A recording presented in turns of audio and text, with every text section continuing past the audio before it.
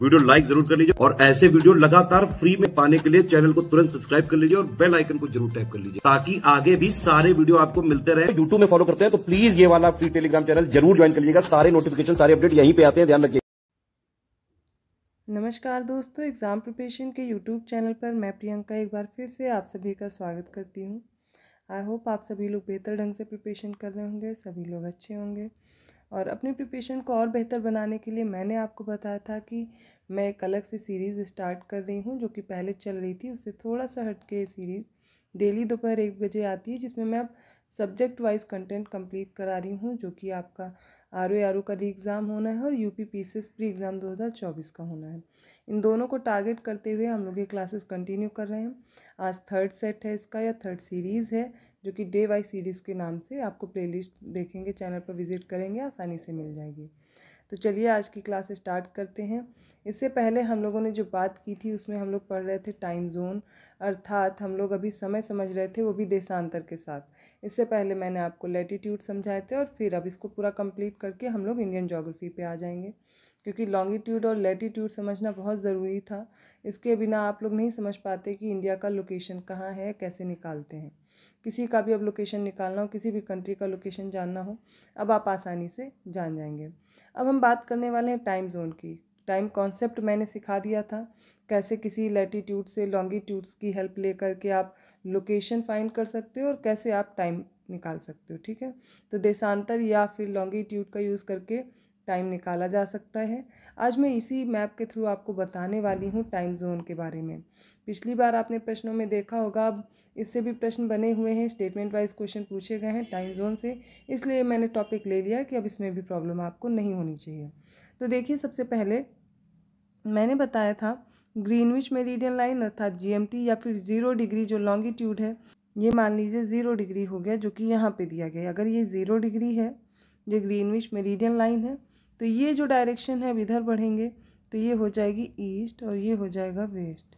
ठीक है, ईस्ट और वेस्ट। तो मैंने आपको बताया था जब ईस्ट अर्थात पूर्व की तरफ बढ़ेंगे तो समय क्या होगा, बढ़ेगा, प्लस में जाएगा। जब पीछे की तरफ पश्चिम की तरफ बढ़ेंगे तो समय क्या होगा, घटेगा, अर्थात नेगेटिव लेंगे। तो मान लीजिए 0 से अगर हम 10 डिग्री तक जाते हैं, ठीक है, 10 डिग्री लैटिट्यूड तक जाते हैं, तो आप कैसे निकालोगे समय कितना हुआ। अगर यहाँ पर 12 AM हुआ है, 12 बजा है, ठीक है। अब अगर हमें 10 डिग्री पे निकालना है इसी वक्त कितना टाइम हुआ होगा, तो 10 डिग्री को आप क्या करेंगे, 4 से मल्टीप्लाई करेंगे। ठीक है, 4 से मल्टीप्लाई करेंगे, कितना हो जाएगा, 40। तो यहाँ पर कितना हो रहा होगा, 12:40। इसी तरह आपको निकालना होता है समय। ये मैंने इसलिए बताया, आपको पिछली क्लास में भी बताया था, अभी भी बता रही हूँ। अब देखिए, अलग अलग देश के विस्तार की बात करेंगे तो उनका डिफरेंट डिफरेंट विस्तार है, अलग अलग तरह से विस्तार है। जैसे भारत का विस्तार आप लोग देखोगे तो लगभग 30 डिग्री के आसपास है, 30 डिग्री लॉन्गिट्यूड तक फैला हुआ है। और इसमें भी आप देखेंगे, जो कि मैं बता दे रही हूँ, 68 डिग्री 7 मिनट, जो कि देशांतर से शुरू होकर 97 डिग्री 25, ठीक है, पूर्व देशांतर तक फैला हुआ है भारत। लगभग 2 घंटे का डिफरेंस है। और इसके लिए एक ही टाइम जोन डिसाइड किया गया है, जो कि इलाहाबाद के नैनी से गुजरता है, उत्तर प्रदेश से। लेकिन अलग अलग देशों का विस्तार आप देखेंगे बहुत बड़ा, जैसे रसिया का ले लें, रूस का ले लें, विस्तार बहुत ज़्यादा है। यहाँ पे 11 टाइम जोन मिल जाएंगे। यही हम लोग सीखने वाले हैं, क्योंकि देखिए एक ही टाइम जोन से काम नहीं चलेगा। अब आप देखिए अरुणाचल प्रदेश में टाइम सुबह के 4 बजे मान लीजिए अगर सूर्योदय हो रहा है, तो 6 बजे कहाँ पर होगा, गुजरात में। 2 घंटे का डिफरेंस आ जाता है।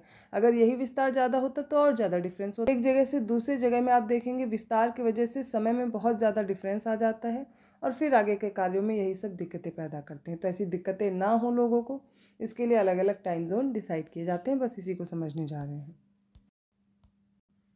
टाइम जोन या फिर मानक समय, जिसे हम लोग क्षेत्रीय समय के नाम से भी जानते हैं, ये 1884 में 13 अक्टूबर के ही दिन ग्रीनविच मीन टाइम से तय किया गया था, और दुनिया भर की घड़ियों का समय इसी टाइम जोन से तय किया जाता है। 18वीं सदी से पहले दुनिया भर में सूर्य घड़ी से समय देखा और मिलाया जाता था, लेकिन सर सैंडफोर्ड फ्लेमिंग 1884 में टाइम जोन को इन्होंने बनाया, जिससे दुनिया भर के समय को सही दिशा मिली। विश्व को 24 टाइम जोन में विभाजित किया गया है, ये याद रखिए। कितने टाइम जोन में विभाजित किया गया है, ये 24 है, जहाँ ग्रीनविच समय से पूरे दिन का अंतर होगा, अर्थात ऐसा स्थान जहाँ से पृथ्वी पर सचमुच दिन का प्रारंभ होता है। 180 डिग्री देशांतर रेखा लगभग उसी स्थान पर स्थित है जहाँ से अंतर्राष्ट्रीय तिथि रेखा गुजरती। तो मैंने आपको बताया था 0 डिग्री ही पीछे जाकर के 180 डिग्री है, इसीलिए ऐसा फैक्ट दिया गया है। और इस देशांतर के समय में 0 डिग्री देशांतर से ठीक 12 घंटे का अंतर होता है। कैसे होगा?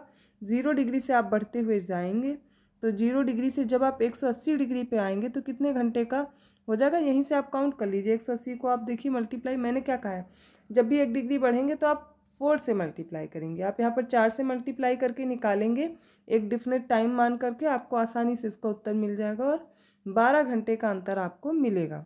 इतना क्लियर हुआ? चाहे प्रमुख यामोत्तर से पूर्व जाएं या फिर पश्चिम जाएं, पूर्व से जाने पर 12 घंटे बढ़ेगा और फिर पश्चिम से जाने पर 12 घंटे घटेगा। प्रमुख यामोत्तर के पूर्व से आप देखेंगे समय बढ़ता है और पश्चिम की तरफ घटता है, यही बताया गया है। इसलिए जब कोई व्यक्ति प्रमुख यामोत्तर से पूर्व दिशा की ओर जाता है तो वहाँ का समय 0 डिग्री देशांतर से 12 घंटे कम होगा और पश्चिम दिशा में जाने वाले दूसरे व्यक्ति के लिए 12 घंटे अधिक होगा। उदाहरण के लिए समझिए, अब मंगलवार को पूर्व दिशा में जाने वाले व्यक्ति के लिए अंतर्राष्ट्रीय तिथि रेखा को पार कर लेने पर बुधवार का दिन होगा। अगर पूर्व दिशा पे जा रहे हैं, अब देखिए अंतर्राष्ट्रीय तिथि रेखा है 0 डिग्री, अगर 0 डिग्री को पार करके पूर्व दिशा में जा रहे हैं, ईस्ट में जा रहे हैं, तो क्या होगा, मंगलवार से बुधवार हो जाएगा। लेकिन इसी प्रकार उसी दिन अपनी यात्रा शुरू करने वाले लेकिन पश्चिम दिशा में जाने वाले व्यक्ति के लिए अंतर्राष्ट्रीय तिथि रेखा को पार कर लेने के बाद, मतलब अगर आप पश्चिम की तरफ जा रहे हैं तो क्या हो जाएगा, 12 घंटे पीछे होंगे ना, तो क्या हो जाएगा, सोमवार हो जाएगा। तो मंगलवार से बुधवार किधर होगा, पूर्व दिशा में, मंगलवार से सोमवार किधर होगा, पश्चिम दिशा में। बस यही टाइम जोन में डिफरेंस आता है।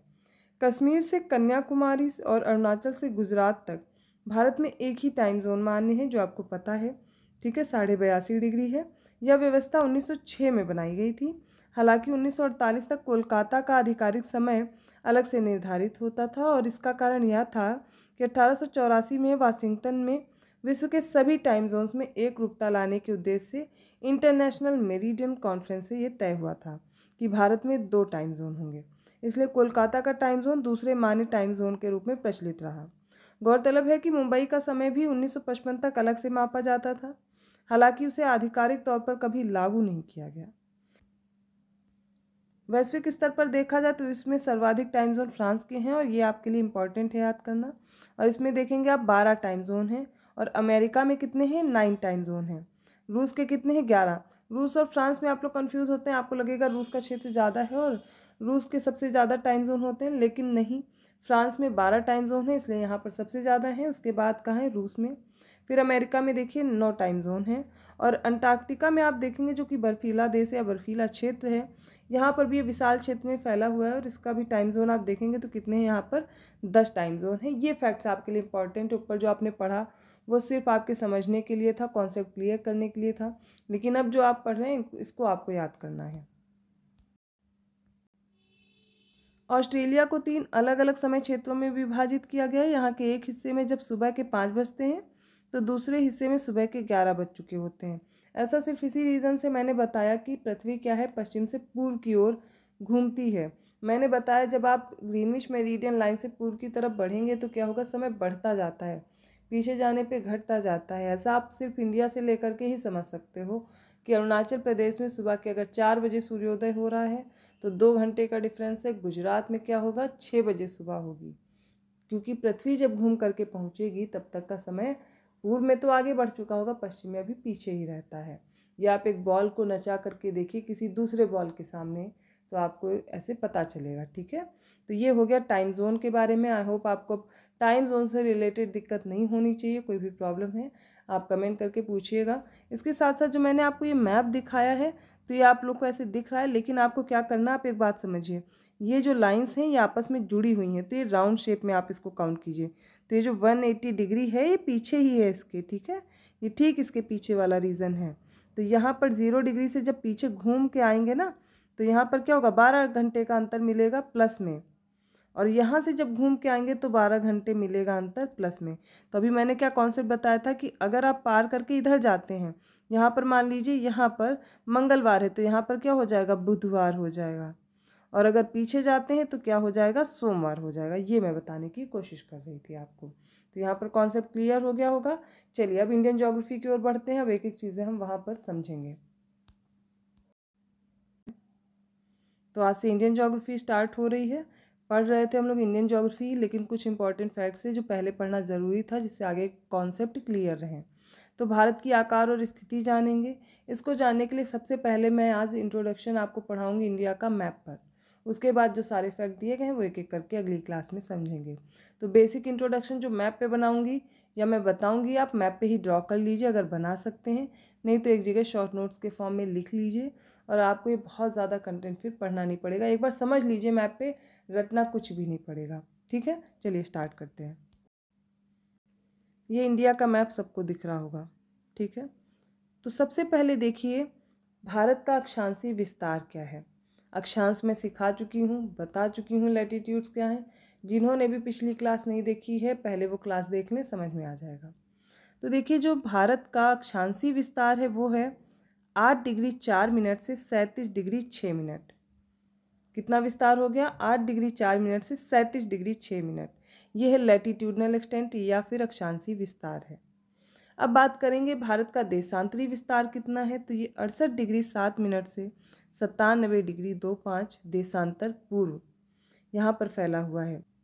तो जब हमने लैटिट्यूडनल एक्सटेंट पढ़ा तो उसमें मैंने आपको नॉर्थ नहीं बताया, वो याद कर लीजिए। 8 degree 4 minute north to 37 degree 6 minute north. North इसलिए लगाया क्योंकि उत्तर में है।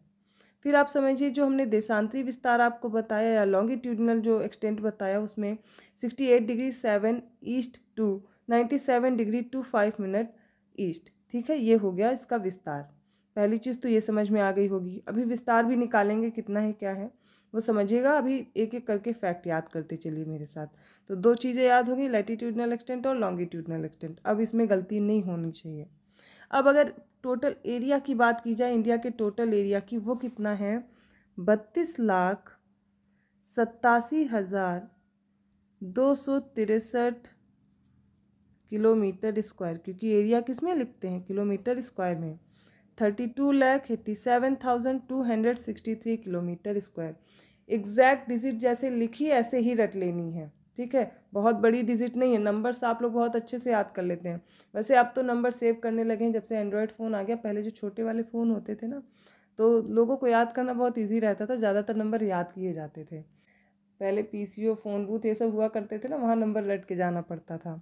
मैं बता रही हूँ जानकारी के लिए, अभी आप लोग को पता नहीं, ऐसे अब तो नंबर नहीं रट पाते हैं, लेकिन ये छोटी सी डिजिट है, याद करने की कोशिश कीजिए, याद हो जाएगा। तो एरिया याद हो गया ना, 32,87,263 किलोमीटर स्क्वायर इंडिया का एरिया है, टोटल एरिया है। ठीक है, तीन चीज़ें क्लियर हुई। अब समझिए, ये रहा नॉर्थ और ये रहा साउथ।